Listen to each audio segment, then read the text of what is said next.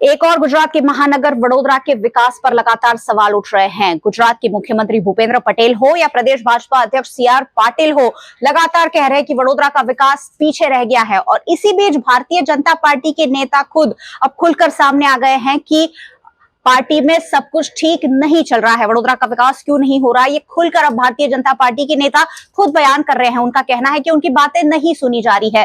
Bharatiya Janata party की राष्ट्रीय महिला मोर्चा की उपाध्यक्षा रही डॉक्टर ज्योतिबेन पंड्या पिछले दिनों अपनी नाराजगी जता चुकी है कि पार्टी उनकी बात नहीं सुनती है। कुछ यही बात सावली के विधायक, भारतीय जनता पार्टी के विधायक जो पिछले 3 टर्म से सावली का प्रतिनिधित्व कर रहे हैं, उन्होंने कहा है कि पार्टी के हाई कमान से, आला कमान से लगातार बातचीत के बावजूद पार्टी उनकी बात नहीं सुनती है और इसलिए केतन इनामदार ने फिर एक बार अपना इस्तीफा दिया है। इससे पहले भी उन्होंने अपना इस्तीफा दिया था, लेकिन पार्टी ने उन्हें मना लिया था। इस बार उन्होंने गुजरात विधानसभा के अध्यक्ष शंकर सिंह चौधरी को अपना इस्तीफा मेल कर दिया है। वैसे जब तक रूबरू इस्तीफा नहीं दिया जाता तब तक वैलिड नहीं माना जाता है, लेकिन केतन इनामदार ने अपनी नाराजगी खुलकर जता दी है। उनका कहना है कि कांग्रेस से आए हुए कुलदीप सिंह राहुल जी, ये उन्होंने अपने नाम के साथ तो नहीं कहा है, लेकिन उनकी बातों से ये साफ झलक कर आया है कि कुलदीप सिंह राहुल जी को डभोई विधानसभा की जिम्मेदारी जो सौंपी गई है, उससे कहीं ना कहीं केतन इनामदार नाराज दिख रहे हैं। उन्होंने ये भी कहा है कि रंजनबेन भट्ट को उनका पूरा सपोर्ट है,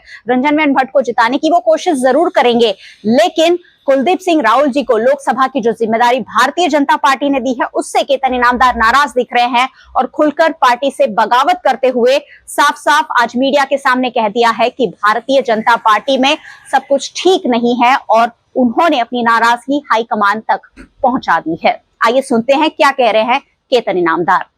અંતરાત્માના અવાજને માન આપીને રાજીનામું આપી એટલે ખાલી અવાજનું એટલે એવું છે કે ભારતીય જનતા પાર્ટીનો હું નાનો કાર્યકર્તા છું, પદનો કાર્યકર્તા મારા વિસ્તારની અંદર છું અને મારા પાર્ટીના એક કાર્યકર્તાઓ મારી સાથે પારિવારિક સંબંધ ધરાવે છે। મારા વિસ્તારના મતદાતાઓ મારી જો પારિવારિક સંબંધ ધરાવે। પણ એક વસ્તુ એવી છે કે જ્યારે આજે વિશ્વની આટલી મોટી પાર્ટી ભારતીય જનતા પાર્ટી એનો કાર્યકર્તા હોવાનું પણ એક ગર્વ છે, પણ સાથે સાથે આ પાર્ટીના વર્ષો જૂના પાર્ટી સાથે રહીને કામ કરવાનું હોય ત્યારે હવે આ પરિવારને મોટો બનાવવા માટેની વાત છે, ત્યારે હું એને આવકારું છું। પણ પરિવારના જે જૂના કાર્યકર્તાઓ અને આજના કાર્યકર્તાઓનું માન સન્માન જળવાય અને એમને પોતે આ પાર્ટીને ઊભી કરી છે, પાર્ટીને મોટી કરી છે એવો એને પોતે ફીલ થાય એવો તમામનો વ્યવહાર હોવો જોઈએ।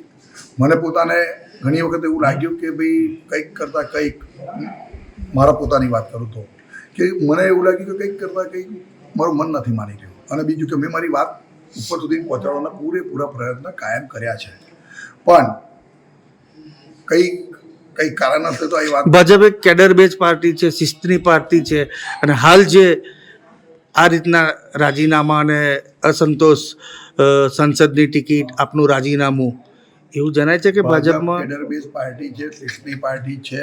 એમાં ચોક્કસ હું કહીશ કે 100% ભારત કેડર બેઝ પાર્ટી છે અને શિસ્તવાળી પાર્ટી છે। કેમ કે તો જ 140 કરોડની આ ભારત દેશની અંદર આજે વિશ્વની સૌથી મોટી પાર્ટી બનીને ઉભરી છે।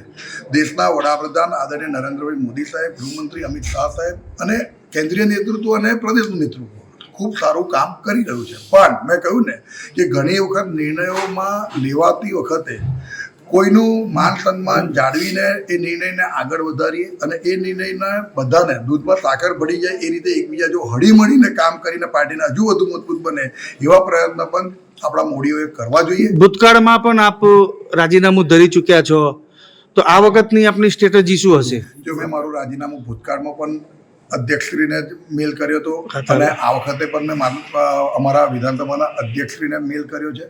આમાં કોઈ પ્રેશર ટેકનિક નથી। મેં કહ્યું ને કે અંતરાત્માનો અવાજ એને માન આપીને આ નિર્ણય મેં લીધો છે।